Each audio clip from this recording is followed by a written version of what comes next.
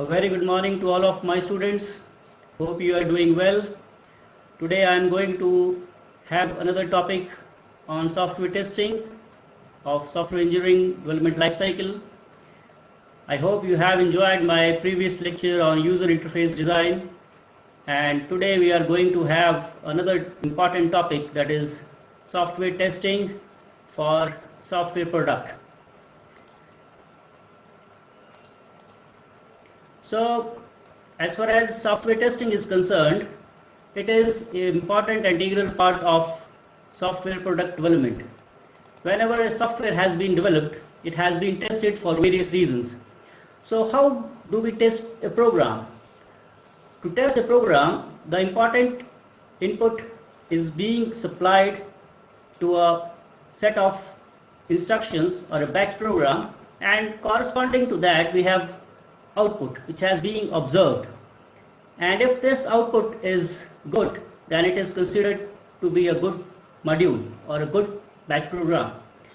But the state of the program can behave unexpected. Then if that type of thing will occur, we will basically note down the conditions and we move further for debugging to correct it. So if testing has been performed, we need to have a set of testing activities that need to be performed. The first and important thing is to design a test suite, which is a collection of test cases. We will run the test cases and observe the results corresponding to that. And if we have some problem with the system, then we will debug it to locate the errors. And finally, we can correct the errors. Then we have some type of faults and failures for the systems, which are also very important to note. A failure is basically a manifestation of an error. If the system fails, it means that there is a vital error and need to plug in for that particular error. And it is also important that mere presence of error may not lead to a software failure. But if we consider a fault, it can lead to an incorrect state. Like if a variable has been supplied wrongly to a program, then definitely the output will not be the same. So a fault may or may not lead to a failure. If we consider the test cases is basically as important as a software module is. We need to provide the best possible test cases, and corresponding to that we make a test suite. So a test suite is basically a collection of test cases which are having the optimal results. So a test case is basically having a triplet. First it has a input that we will going to supply, and corresponding to that input we basically get an output from the module. And important thing is that we can check the state of the software, what it behaves in that type of input. So test case is very important. Next we have verification and validation concepts, which are very important as far as examination is concerned. So verification is basically the process of defining one phase of a module with the another one. So it basically lead to cross check whether the module which has been developed for the another set of modules is correct or not. So verification is basically something which is basically happens on the module level, and validation is a process which basically finalize our final product with the software requirement specifications. So if we consider verification, this is a phase containment of errors, because if we do verification with a particular set of modules, then we need to know the set of errors which are being present, and we need to correct it. Whereas the aim of the validation is the final product to be error free, because it has been applied on the overall product. Then how to design the test cases? The important criteria is we should have optimal test suite, because test suite will consist of number of test cases, and it depends upon the test cases whether we are going to find the error or not. Because if the test cases they are not optimal, we are not going to crack the errors. So they are of reasonable size and they can uncover as many errors as possible. Next is when we are designing a test cases, there are essentially two parts. One is a black box approach, and the second one is the white box approach. In the black box testing or the black box approach, basically we do not have any knowledge of the internal structure or internal part of the software. That's why it is called functional specific or functional oriented testing, because we are testing a module based upon its functionality or whatever the functional requirements of a particular modules are, but we are unaware of the basic or the main structure of the module. While in case of white box testing, it is basically a structural testing. So in this particular type of testing, we have all knowledge of the internal parts of the software, how they are going to perform, and we are going to apply the structural kind of testing over the whole module. So if you come back to the black box testing, we have two types of equivalence class partitioning and boundary value analysis of black box type, right? And in case of equivalence class partitioning, we basically input the values to a program which are partitioned with the equivalence classes. So in case of equivalence class partitioning, we have equivalence partitioning of the test cases and the test modules, and that input has been supplied to a particular program. For example, suppose if a program reads input value ranging from 1 to 5000, so and the software product is being meant to compute the square root of input number, then there will be three possibilities: the set of negative integers, the set of integers in the range of 1 to 5000, and we have another test cases which can be built on integers larger than 5000.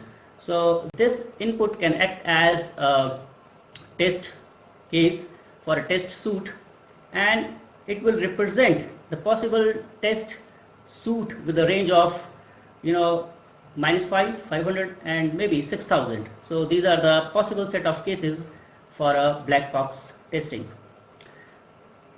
In case of boundary value analysis, we basically select test cases at different set of boundaries for a different set of classes. For example, for a function, I am taking the same previous example again. For a function to compute the square root of an integer from 1 to 5000, test cases may include the values like 0, 1, 5000, 5001. So these are all boundary values which are being supplied for a particular test case. So coming back to the software testing, the main aim of the software testing is to identify all defects in a software product. But unfortunately, we do not have any kind of mechanism that can eliminate all type of errors, failures, and faults in one go. So we can have various methods for testing a particular module, and we are going to have optimal set of test cases for a particular case. So if we talk about main type of software testing for a product, then it may include a unit testing, integration testing, and a system testing.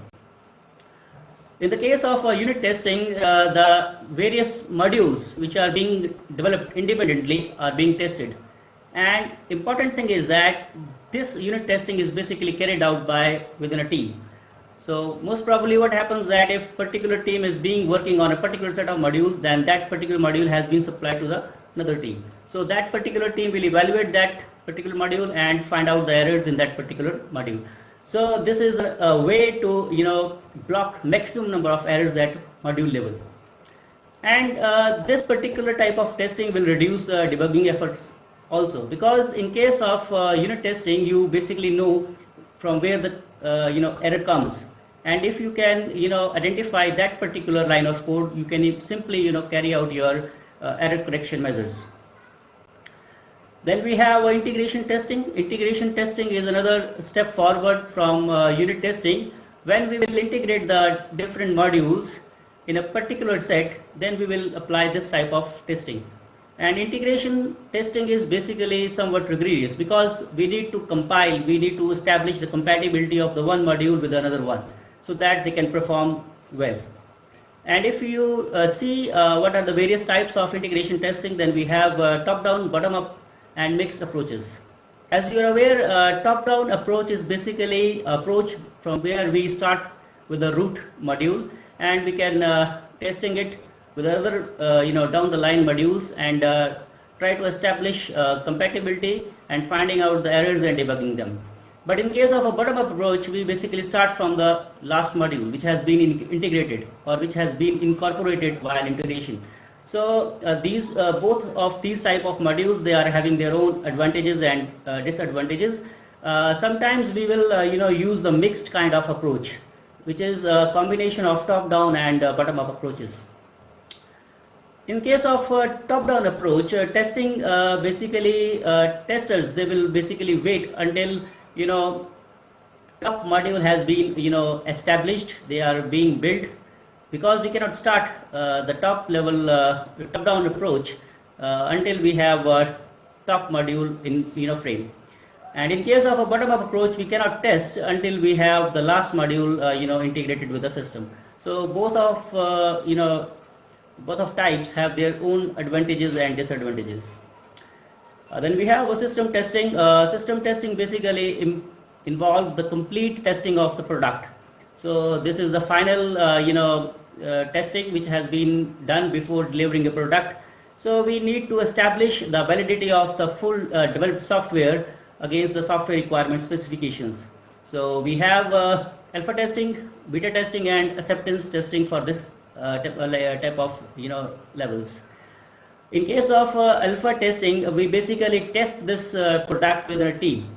So if a program manager is there that will be handling 4 or 5 projects at a time, that particular module or particular software is being handed over to another team within the organization for testing. So in that case, test results will be cross-checked, and the input has been provided to the team which has basically built this particular product. Then we have a beta testing. So generally beta testing is basically carried out by specific users of the product, the target audience of the product, or the loyal customers of the product. So this will basically generate a kind of preview before the launch of the product. In case of acceptance testing, this has been done by the end users, whether to accept the software or reject it, because in case of product acceptance, this particular review holds a very good majority. So acceptance testing is very vital if for the product failure or product success, the success of the product. But what happens if the errors, they still persist in the system? So at that point of case, we have artificial errors which are being introduced in the program, which is called seeding testing. So we will basically seed errors, artificial errors into the system, and then we will find out whether the system will work or not. For example, if we have 100 errors for a particular system to be seeded, then we will find out after testing 90 of the errors that has been placed for testing, then 50 other errors, or the 50 new errors that has been found in the system. So remaining errors can be found out by this formula, and it comes out to be suppose 6. So that is a level of seed level testing which has been carried out to find out the remaining errors in a software if they persist after all kind of testing.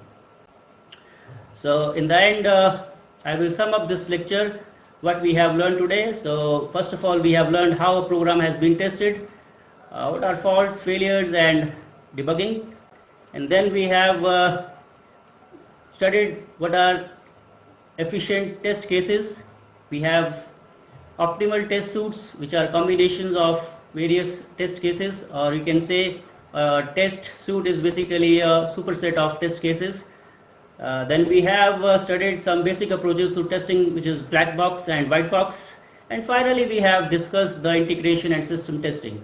So as a whole, this testing is basically important and integral part of the software product development, and it has to be delivered, it has to be carried out in a very refined manner, so that the final product will be a finished one. I hope you will learn from my lecture and during this lockdown period you will utilize the time to explore your different hobbies also, and you have to be in part of that league so that we will have a good outcome from this particular lockdown period. I wish you best of luck. We will meet again very soon. Hope you will enjoy my lecture. Have a good day. Thank you.